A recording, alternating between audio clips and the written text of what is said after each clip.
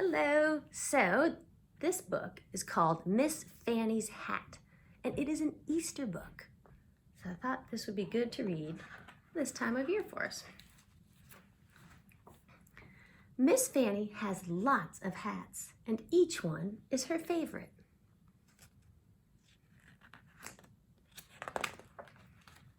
When she wears her red felt hat with a big feather, she looks in the mirror and says, "I just love this hat." And her friends at church say, "Miss Fannie, we just love that hat." When she wears her green velour with the fancy pin, she says, "I sure do love this hat." And her Sunday school teacher says, "Miss Fannie, I sure do love that hat."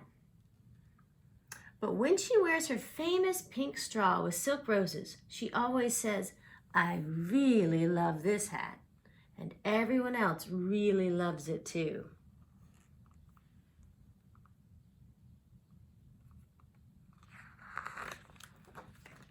Miss Fannie is 99 years old and very small. In fact, she's grown to be about the same size she was as a little girl. Miss Fannie and her daughter, Miss Wanda, live together. Miss Wanda makes breakfast every morning. "Don't make me too much," says Miss Fannie, sitting on the sofa in her robe. Miss Wanda tries to mind because Miss Fannie is her mama, but she forgets and brings her a piece of sausage, buttered toast with jelly, a scrambled egg, and a cup of herb tea. "Oh my, that's way too much," Miss Fannie always says, but then she goes and eats it all up.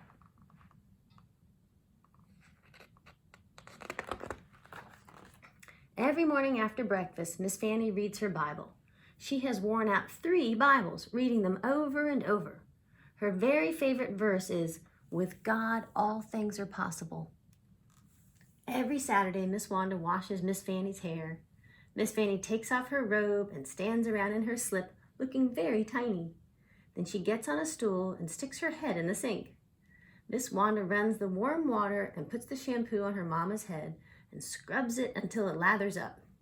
Then she scrubs some more. "That feels good," says Miss Fannie.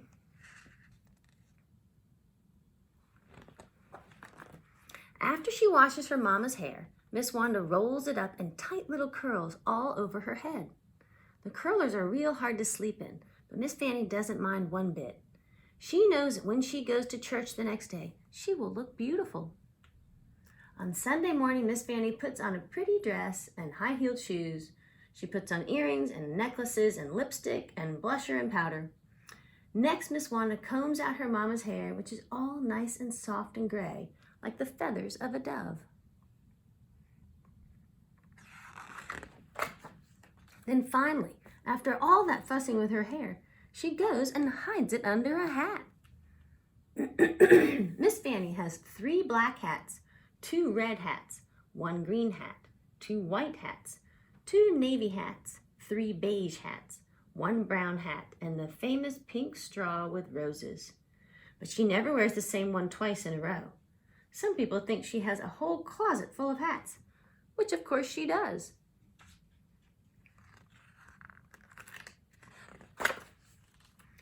One Sunday, Miss Fannie's handsome young preacher came up to her and said, "Miss Fannie, would you kindly give us one of your beautiful hats? It will go in the auction to fix up the church in time for Easter." That same day, Miss Wanda helped her mama get out her hats and put them on the bed and the dressing table. Then Miss Fannie closed her bedroom door.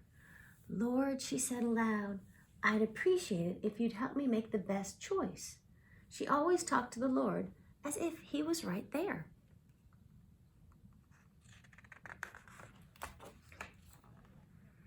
There she is, thinking with all her hats. Which one to pick?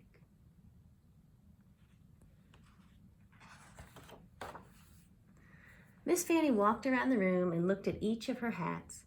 The green velour with the fancy pin was very, very old and still very beautiful.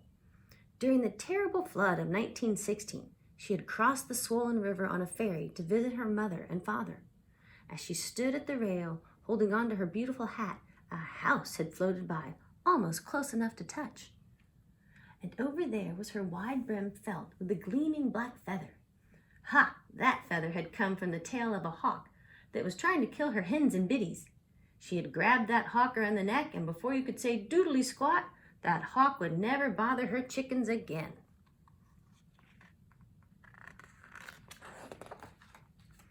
Then Miss Fannie picked up the hat made of soft brown velvet and stroked it. It had always reminded her of Flower, her grandmother's cow. When Miss Fannie was just 7 years old, she had started milking the brown, velvety, soft flower. Each evening, she carried the milk to the spring in a bucket and set it in the icy water to keep it cool. Later, her mama would pour the milk into a churn, and Miss Fannie would churn it into butter, just like you buy in the store, except better. She realized that each one of her hats was like a friend, and each one brought back special memories. Finally, Miss Fannie came to her most favorite hat of all, the pink straw with silk roses. She had worn it every Easter Sunday for 35 years, and it always made her feel brand new, like Easter itself. But she wasn't the only one who thought it was special. Everyone at church looked for her pink hat on Easter Sunday, just as they looked for the tulips and the daffodils to bloom in the spring.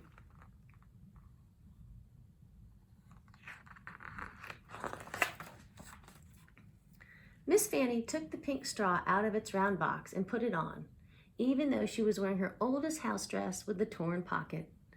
She looked in the mirror and sighed. In her heart, she did not want to give her hat away. Not at all. She took a deep breath and repeated her favorite Bible verse. You guys remember which one that is? As she placed the hat back in its round box, she said, "You know, this hat really could raise a lot of money." As she put the lid on the box, she said, "Maybe it could help fix up our old pipe organ." As she tied the string around the lid, she said, "Why, it could probably mend the crack in the church bell or put on a whole new roof." Suddenly, she discovered she was very, very excited.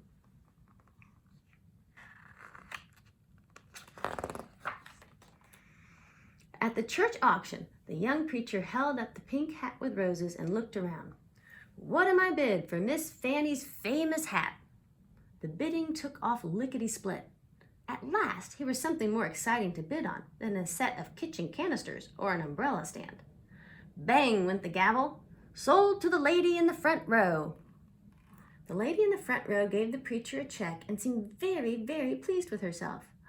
"That's a lot of money," exclaimed Miss Wanda, who was impressed. Miss Fannie clapped her hands. It was enough to really get things fixed around here. She knew that she would not miss her favorite hat one bit, but she did wonder which hat she would wear on Easter morning.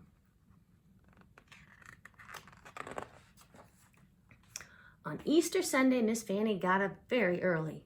She sat on the side of her bed and took the curlers out of her hair. Although she thought and thought, she didn't have the slightest idea which hat she would wear. Her red felt with the big feather was too hot. Her green velour with the fancy pin was too wintry. And there was no use to even think about the pink straw, which of course would have been just right. When it was time to leave for church, Miss Fannie looked beautiful. She was wearing her best dress, which was the color of pale green apples. She was also wearing her best jewelry, her best gloves, and a white corsage. "It's time to go," said Miss Fannie, picking up her cane and taking Miss Wanda's arm. Miss Wanda could not believe her eyes. Her mama was going out the door without wearing any hat at all. When they arrived at church, Miss Fannie couldn't believe her eyes. On either side of the freshly painted church, someone had planted beds of glorious pink roses. Pink roses were also planted along the walkway, under the stained glass windows, and in front of the old fence by the street. "Oh, Mama," said Miss Wanda, "it looks just like your pink hat."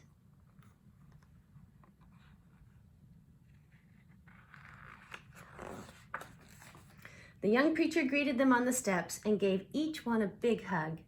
"We hope you're pleased, Miss Fannie. We were able to patch the bell and fix the organ, and your beautiful hat made it possible to buy all these roses."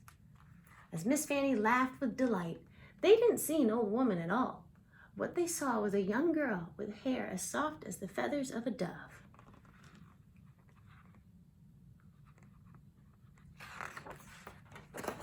Now, when people passed the little white church, They think they're seeing a garden of dazzling pink roses, but what they're really seeing is Miss Fanny's hat, and it will always, always be her favorite.